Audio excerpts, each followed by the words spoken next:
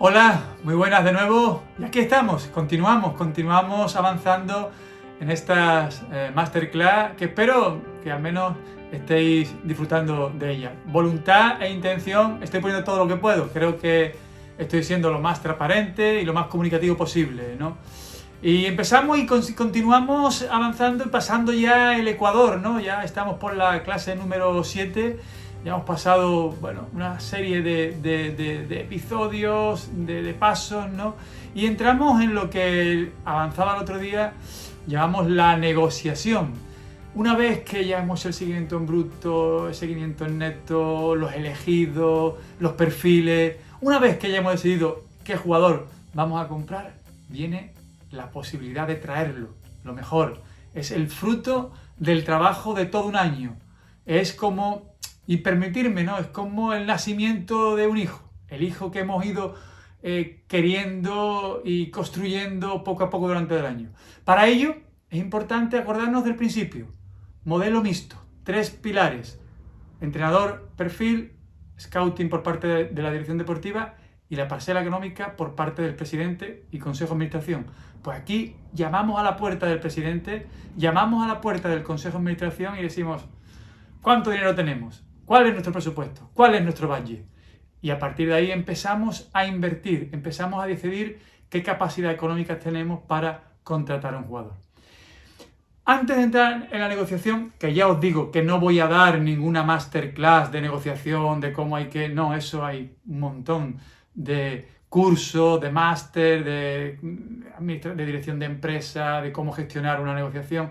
Yo voy a dar consejos muy básicos, pequeños, de mi experiencia durante tantos años como director deportivo. Pero antes de eso, me gustaría definir de manera muy sencilla algunos conceptos que son importantes a la hora de cuando se habla de contratar a un jugador, ¿no? Que a veces están en una nebulosa y desde mi humilde opinión, que evidentemente no es un experto en la materia, porque no soy director financiero ni soy un experto en números, estudié letras, estudié derecho, pero sí, hombre, creo que algunos conceptos de andar por casa os puedo dar, ¿no? Primero de todo, el más sencillo, el precio de un jugador. Bueno, pues el precio de un jugador es lo que tú pagas al jugador cuando lo compra. Evidentemente, cuando viene libre, pues ese precio no existe, pero cuando tú compras a un jugador y le pagas al Eibar X millones de euros para comprar a Joao Jordán, pues ese es el precio del jugador. El coste total es distinto, que es el precio más todos los salarios que el jugador va a ganar durante los años de contrato. Imaginaros que compramos un jugador y lo pagamos a 10 millones de euros. Y el jugador va a ganar 2 millones de euros. Por 5 años de contrato son 10, por tanto el coste total serían 20, los 10 del precio más los 10 millones de salarios acumulados del jugador.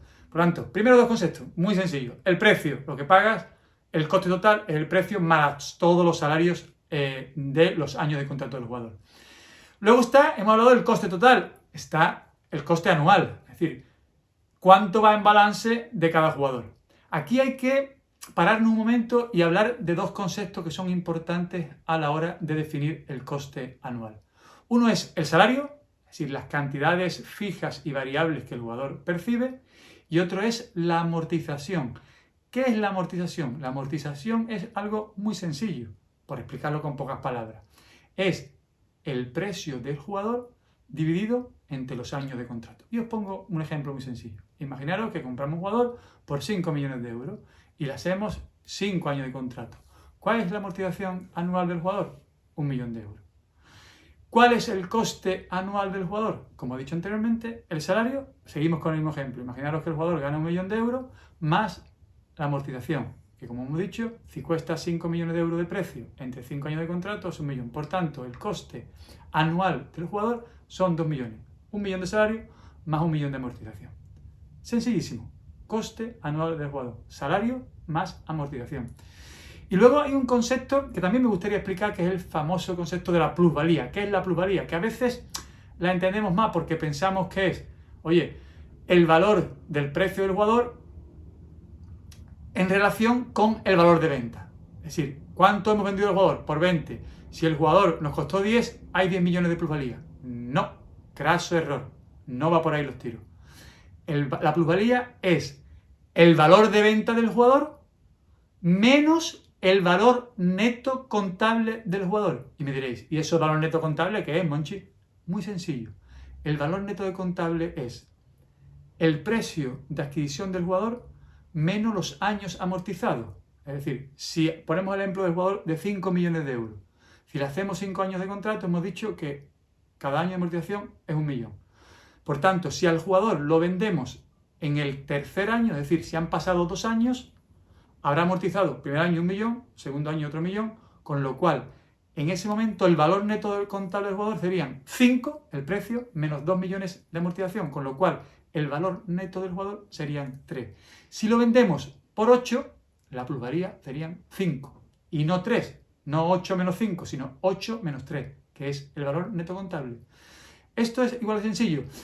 Aquí empezaré a entender que a veces, y yo lo pongo muchas veces de ejemplo, puede pasar que un jugador que cueste 2 tenga un valor, que su precio sea 2, tenga un valor absoluto mayor sí, que uno que cueste 4. ¿Por qué? Porque el salario es más alto, entonces la suma hace que... Ya empezaréis a hacer vosotros, y os pido que hagáis muchos ejemplos con todos estos conceptos. Precio, coste total, precio más salarios totales, coste anual, salario más amortización, plusvalía, diferencia entre el valor de venta y el valor neto contable. ¿Cuál es el valor neto contable? El precio del jugador menos los años que vas amortizando. Que acordaros que la amortización es el precio dividido entre los años de contrato. No he querido dar ninguna masterclass. Seguro que habrá alguno que me quiera criticar o que dirá que, oye, no, es muy sencillo. Son datos para andar por casa. Evidentemente podríamos entrar en muchos vericuetos, pero yo creo que como concepto general no está mal. Y entramos a la negociación. Y lo dicho, lo he intentado insinuar antes. No soy un buen negociador. No soy un buen negociador. Creo que me falta quizás, posiblemente, un poco más de frialdad. Yo soy una persona muy sensible, pero evidentemente en 20 años de negociación algo he aprendido. Pero no voy por ahí. Os voy a dar 2 conceptos, 2 consejos. Solo 2, no más, de verdad, no más, porque cada uno seguro que dentro de sí tiene un negociador. Yo os doy 2 consejos que a mí me han servido siempre. Uno, ya lo adelanté en la última clase. No ir nunca a negociar con la espada de Damocles clavada aquí. No ir nunca a negociar entre la espada y la pared. ¿Qué significa eso? Ir siempre con alternativas. Ir siempre con opciones. Porque si no, lo que provoca el no ir con opciones o no ir con alternativas es pagar un sobreprecio. Porque estás desesperado, estás sin ningún tipo de opciones de alternativa y pagas más por lo que tú pensabas que iba a pagar. Por tanto, primer consejo, muy sencillo, que a veces decís, oye, Monchi, para eso te estamos escuchando, es muy fácil. Yo os puedo poner ejemplos en los que he pecado de eso, por desesperación, por ir a última hora, por improvisar, y siempre ha habido un mal sabor de boca, ha habido una mala sensación en esa negociación. Y al contrario, cuando he dicho, oye, que mi oferta es esta, que si no me voy por el siguiente de la lista, porque para eso tenemos una lista, que ha pasado tanto filtro, que además ha estado supervisada y avisada por el entrenador, porque reúne el perfil que él quería. Oye, que no, que mi precio es este, que si no me lo pagas, hasta luego, que si no me lo compras, hasta luego. Punto, no hay más. Tú te vuelcas, pero siempre con un límite. Ese límite lo tienes que tener tú en la cabeza. Tienes que saber, por lo menos, insinuar o intuir cuánto es el coste del jugador, cuánto es lo máximo que tú quieres pagar. Y si no, al siguiente de la lista. Y os puedo poner muchos ejemplos de segundo de la lista que han salido magníficos. Keita, Kanté, Luis Fabiano, bueno, hay muchos, ¿no? Por tanto, primer consejo, tener siempre alternativas. Segundo consejo, también muy sencillo, maximizar beneficios propios sin abusar de la parte contraria. Yo aprendí cuando empezaba en esto, lo dijo uno de mis maestros, que no hay un buen acuerdo cuando no están contentas todas las partes, ya sean 2, ya sean 3. Es importante que cuando uno firma, da la mano o firma un documento, las partes que han estado, que han intentado llegar a un acuerdo, que han estado inmersas en esa negociación, todas se vayan satisfechas, todas se vayan contentas. ¿Por qué? Porque esto gira y da muchas vueltas. Y hoy yo estoy en esta posición y mañana estoy en aquella. Y donde hoy yo me creía fuerte, mañana soy más débil. Y así, si tú eres capaz de transmitir, de perdurar, de convencer, de transmitir, como he dicho anteriormente, a la otra parte o a las otras partes que el acuerdo es bueno para todos, seguro que si en el futuro te lo encuentras en el camino, encontrarás un aliado más que un contrario. Yo os pongo un ejemplo muy rápido. Yo hace unos años fui a negociar con un club inglés por un jugador que yo quería. La otra parte, la persona que negoció conmigo era top. Yo era un aprendiz en aquel momento. En aquella negociación yo tenía la sensación de haber sido goleado por 20-0, de haber estado totalmente vapuleado. Tenía esa sensación, me fui con la sensación de decir, han abusado de mí, entre comillas. Al cabo del tiempo, las tornas cambiaron. Y con esa misma persona, con ese mismo club, volvimos a negociar. La posición mía era mucho más dominante. Yo no soy rencoroso. Me olvidé de lo que pasó. Intenté olvidarme de lo que pasó. Evidentemente, porque lo primero es defender los intereses de tu club. Pero tenía ese resquemor, tenía ese ardor por dentro de lo que me había pasado. Evidentemente no lo utilicé, pero se queda ahí un poco de rescoldo. Por tanto, para evitar eso, defendiendo como primer objetivo los intereses de tu club, que son los primeros que hay uno que defender, intentar también que la parte contraria, ya sea un club, ya sea el jugador, interprete que tú has defendido tus intereses pero no has abusado de tu posición.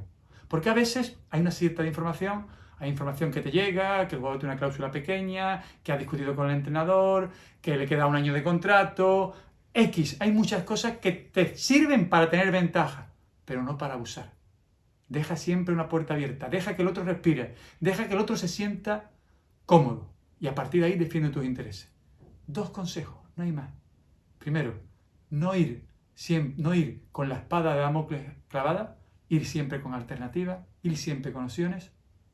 Segundo, maximizar tu posición, pero sin abusar de la parte contraria.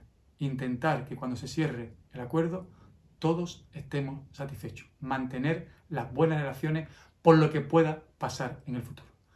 Por tanto, ya hemos comprado al jugador, ya tenemos al jugador aquí. Hemos llegado a un acuerdo, nos hemos dado la mano, hemos firmado un documento y el jugador está aquí. Y ahora viene lo que veremos en el próximo capítulo, que a mí me encanta, porque ya no hablamos de futbolistas. Acordaros, en el próximo capítulo hablaremos de la persona. Nos olvidaremos del balón e iremos al corazón, a la cabeza de la persona, no del futbolista. ¿Para qué? Para intentar que sea aún mejor futbolista que el que hemos visto, que el que hemos seguido, del que hemos informado. Vamos a trabajar sobre la persona, vamos a conocer a la persona, vamos a ayudar a la persona para que sea mejor futbolista.